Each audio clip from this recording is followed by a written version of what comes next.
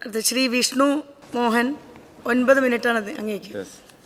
Sir, ബഹുമാനപ്പെട്ട ഗവർണറുടെ നയപ്രഖ്യാപന പ്രസംഗത്തിന് നന്ദി രേഖപ്പെടുത്തിക്കൊണ്ട് ബഹുമാനപ്പെട്ട അംഗം ശ്രീ എം വിൻസെൻ്റ് അവതരിപ്പിച്ച ഉപക്ഷേപത്തെ ഞാൻ അനുകൂലിക്കുകയാണ്.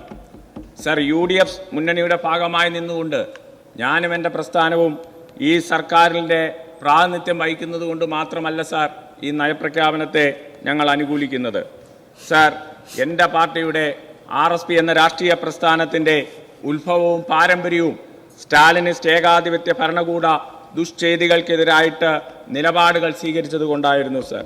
സാർ, ഞങ്ങൾക്ക് അതുകൊണ്ട് തന്നെയായിരുന്നു സാർ, ഞങ്ങൾ ചെറിയ പ്രസ്ഥാനമായിരുന്നിട്ട് കൂടിയും ഞങ്ങളുടെ പ്രസ്ഥാനത്തിന് ബ്രിട്ടീഷ് സാമ്രാജ്യത്വത്തിനെതിരെ ഇന്ത്യൻ നാഷണൽ കോൺഗ്രസ് നയിച്ച ക്വിറ്റ് ഇന്ത്യ സമരത്തെ പിന്തുണയ്ക്കാൻ ഞങ്ങൾക്ക് സാധിച്ചത്. സാർ, ആ സമരത്തിൽ പങ്കാളിയായി ചെങ്കൊടി പിടിക്കുന്ന ഏക പ്രസ്ഥാനമാകുവാൻ ഞങ്ങളുടെ പ്രസ്ഥാനത്തിന് സാധിച്ചത്.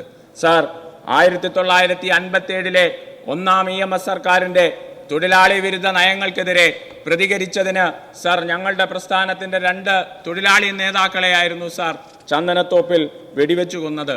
സാർ, ആ രക്തസാക്ഷികളുടെ ശവകുടീരത്തിൽ പുഷ്പങ്ങൾ അർപ്പിച്ചുകൊണ്ടാണ് സാർ ഈ നിയമസഭയുടെ കവാടം കടന്ന് ഞങ്ങൾ കടന്നു വന്നത്.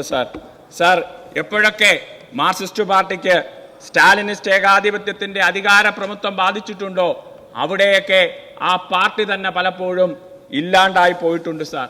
അതുകൊണ്ട് തന്നെ ആ മാർക്സിസ്റ്റ് പാർട്ടിയെ തിരുത്തുവാനുള്ള ചാലക ശക്തിയായി ഇവിടെ നിലപാടുകൾ എടുക്കേണ്ടുന്നത് യഥാർത്ഥ ഇടതുപക്ഷ നിലപാടുകൾ എടുക്കുവാനുള്ള ഉത്തരവാദിത്വം ഞങ്ങളെപ്പോലെയുള്ള പ്രസ്ഥാനങ്ങൾക്കുണ്ട് സാർ.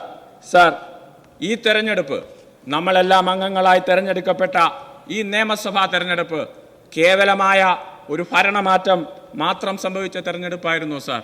അല്ല, ഈ തെരഞ്ഞെടുപ്പ് ഒരു പുതുയുഗ സൃഷ്ടിക്കായി ചെങ്കൊടി പിടിക്കുന്നവർ കൂടി അഭിമാനത്തോടു കൂടി നൽകിയ ഒരു മാൻഡേറ്റ് കൂടിയായിരുന്നു സാർ ഈ തെരഞ്ഞെടുപ്പ് ഫലം.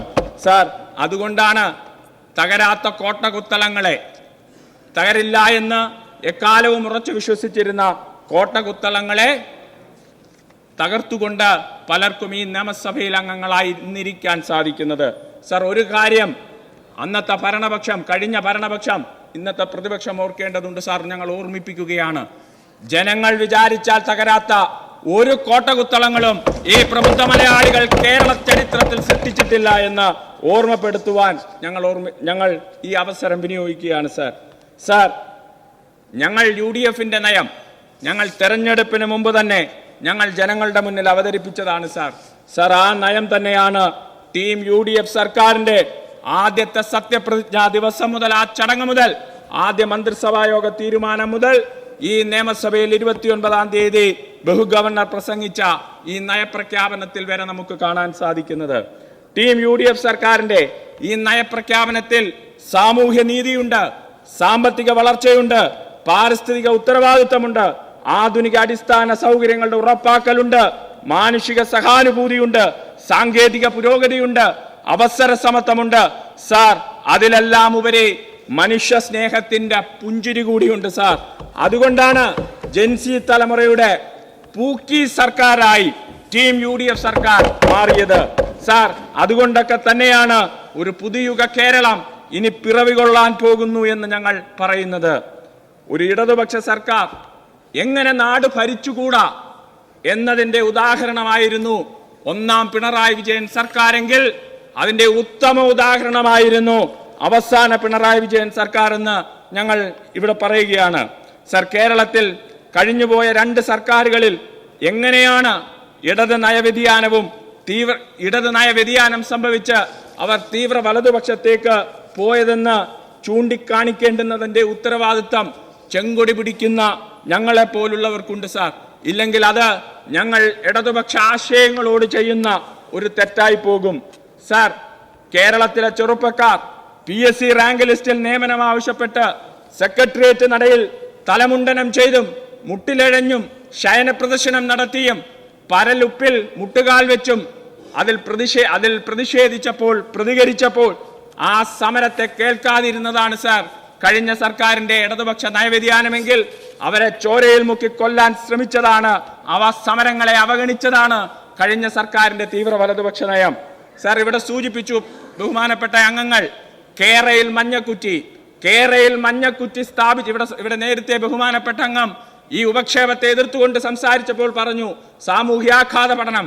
ആ സാമൂഹ്യാഘാത പഠനം നടത്താതെ കേരളയിൽ വരും കേട്ടോ എന്ന് പ്രസംഗിച്ചവർ കേരളയിൽ അധികാരത്തിന്റെ മഞ്ഞപ്പിത്തം ബാധിച്ച മഞ്ഞക്കുറ്റി സ്ഥാപിച്ചത് ഇടതുപക്ഷ നയവ്യതിയാനമാണെങ്കിൽ ആ മഞ്ഞക്കുറ്റി സ്ഥാപിച്ചതിനെതിരെ പ്രതിഷേധിച്ചവരെ, അമ്മമാരെ, കുഞ്ഞുങ്ങളെ വഴിയിൽ വലിച്ചിഴച്ചതാണ് തീവ്ര വലതുപക്ഷ നയം. സാർ, ഇവിടെ പലരും സൂചിപ്പിച്ചു ആശാസമരങ്ങളുടെ ആവശ്യങ്ങളെ പരിഗണിക്കാതിരുന്നതാണ് കഴിഞ്ഞ സർക്കാരിന്റെ ഇടതുപക്ഷ നയവ്യതിയാനമെങ്കിൽ ആ ആശാസമരത്തിൽ പങ്കെടുത്ത പ്രിയപ്പെട്ട അമ്മമാരെ, സഹോദരിമാരെ അവഹേളിച്ചതും പുച്ഛിച്ചതും അവരുടെ സ്ത്രീത്വത്തെ പോലും അപമാനിച്ചു പ്രസംഗിച്ചതുമാണ് തീവ്ര വലതുപക്ഷ നയം. സാർ, നവകേരള സഭയിൽ പൗരപ്രമുഖരെ മാത്രം വിളിച്ചിരുത്തി സൽക്കരിച്ചത് ഇടതുപക്ഷ നയവ്യതിയാനം.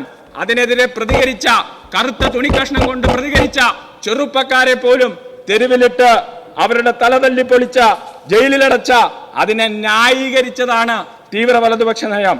രോഗികളുടെ വയറ്റിൽ കത്രിക, ഇവിടെ ഈ ഉപക്ഷേപത്തെ എതിർത്തുകൊണ്ട് സംസാരിച്ചവർ ഒരു ചെറിയ കത്രികയിലോ ചെറിയ സൂചിയെന്നോ ഇവിടെ സൂചിപ്പിച്ചു. ആ കത്രിക വയറ്റിൽ വെച്ച് തുന്നിക്കെട്ടുന്നത് ഇടതുപക്ഷ നയവ്യതിയാന സർക്കാരിന്റെ ഭാഗമാണെങ്കിൽ അതിനെ ന്യായീകരിക്കുന്നതും അതിൽ പ്രതിഷേധിക്കുന്നവരെ കളിയാക്കുന്നതും അധിക്ഷേപിക്കുന്നതുമാണ് തീവ്ര വലതുപക്ഷ നയം. സർ, ആക്ടിവിസ്റ്റുകളായ, അവിശ്വാസികളായ ആക്ടിവിസ്റ്റുകളെ ട്രാക്ടറിൽ ശർക്കര ചാക്കുകളിൽ പൊതിഞ്ഞുകെട്ടി മലകയറ്റി യാത്ര ചെയ്യിപ്പിക്കുന്നതല്ല സാർ നവോത്ഥാനം.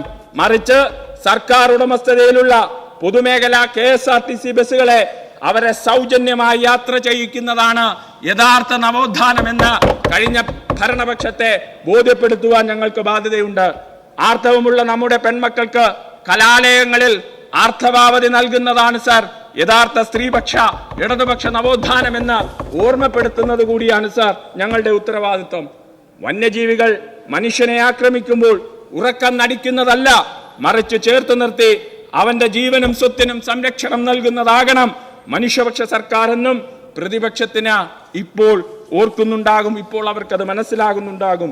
സർ, ഉപരിപഠനത്തിനും തൊഴിലിനുമായി ചെറുപ്പക്കാരെ വിദേശത്തേക്ക് പറഞ്ഞയക്കുന്നതല്ല വികസനത്തിന്റെ അളവുകോലെന്നും, മറിച്ച് ജനിച്ച നാട്ടിൽ തൊഴിലെടുക്കാൻ, അന്തസ്സോടെ ജീവിക്കാൻ, അവർ ആഗ്രഹിക്കുന്ന കോഴ്സ് പഠിക്കാൻ അവസരം ഒരുക്കി കൊടുക്കലാണ് ഒരു യഥാർത്ഥ വികസനമെന്നും ഇപ്പോൾ പ്രതിപക്ഷത്തിന് മനസ്സിലാകുന്നുണ്ടാകും. സർ, ഈ അഭിമാനത്തോടു കൂടി പറയട്ടെ, ഈ സർക്കാരിന്റെ നയപ്രഖ്യാപനം പ്രസംഗത്തിൽ ഈ സർക്കാർ എങ്ങനെയായിരിക്കും ഇനി കേരളം ഭരിക്കാൻ പോകുന്നതെന്നുള്ളതിന്റെ ഒരു ദിശാസൂചിക, ഒരു ഇൻഡിക്കേറ്ററാണ് ഈ നയപ്രഖ്യാപന പ്രസംഗം. സർ, ഈ സർക്കാർ ഒരു വിദ്യാർത്ഥി പക്ഷ, യുവജനപക്ഷ, സ്ത്രീപക്ഷ, ഒരു തൊഴിലാളി പക്ഷ സർക്കാരായിരിക്കുമെന്നത് വ്യക്തമാക്കുന്നതായിരുന്നു ബഹുമാനപ്പെട്ട ഗവർണർ ഇവിടെ വായിച്ച നയപ്രഖ്യാപന പ്രസംഗം. സർ, തെറ്റുകൾ തിരുത്താനുള്ളത് കൂടിയാണ്. ആ തെറ്റുകളെ അംഗീകരിക്കാത്ത, തിരുത്താൻ ഇനിയും തയ്യാറാകാത്ത മുൻഭരണപക്ഷമേ നിങ്ങളോട് ഞങ്ങൾക്ക് പറയാനുള്ളത്, നിങ്ങൾ ഓർക്കുക, നിങ്ങളെങ്ങനെ ഇപ്പോൾ നിങ്ങളായി എന്ന്, നിങ്ങൾ എത്രത്തോളം ഇങ്ങനെ ചെറുതായി എന്ന് നിങ്ങൾ ഓർക്കുക എന്നുള്ളതാണ് അവരെ ഞങ്ങൾക്ക് ഓർമ്മപ്പെടുത്തുവാനുള്ളത്. ഈ സർക്കാരിന്റെ നയം ഇതിനകം കേരളത്തിന് വ്യക്തമാണ്, കേരളത്തിന് ബോധ്യമാണ്. കേരളത്തിന്റെ ഭാവി തലമുറ എത്ര പ്രതീക്ഷയോടുകൂടിയാണ് ഈ സർക്കാരിനെ നോക്കിക്കാണുന്നതെന്ന് കേരള സർക്കാരിന്റെ പുതിയ നയങ്ങളും നിലപാടുകളും തീരുമാനങ്ങളും ഉത്തരവുകളും കൊണ്ട് ജനങ്ങൾ ബോധ്യപ്പെട്ടു കഴിഞ്ഞു. സർ, ഒരു യഥാർത്ഥ ഇടതുപക്ഷ സോഷ്യലിസ്റ്റ് പുതുയുഗ കേരളത്തിന്റെ സർക്കാരിനൊത്ത ഒരു ജനകീയ പ്രതിപക്ഷമാകാൻ, ഒരു നല്ല ഇടതുപക്ഷമാകാൻ, ഈ സർക്കാരിന് പ്രതിപക്ഷമാകാൻ കൂടി ഈ സർക്കാരിന്റെ നയം മൂലം പ്രതിപക്ഷത്തിന് സാധിക്കട്ടെ. അല്ലെങ്കിൽ നമ്മുടെ സർക്കാരിന്റെ നയം ഇവരെ നല്ല പ്രതിപക്ഷമാക്കാനുള്ളത് കൂടി ആകട്ടെ എന്ന് ആഗ്രഹിച്ചുകൊണ്ട് ഈ നയപ്രഖ്യാപനത്തിന് നന്ദി രേഖപ്പെടുത്തിക്കൊണ്ടുണ്ടായ ഉപക്ഷേപത്തെ ഒരിക്കൽ കൂടി അഭിമാനപൂർവ്വം അംഗീകരിച്ചുകൊണ്ട് നിർത്തുന്നു. നന്ദി, നമസ്കാരം.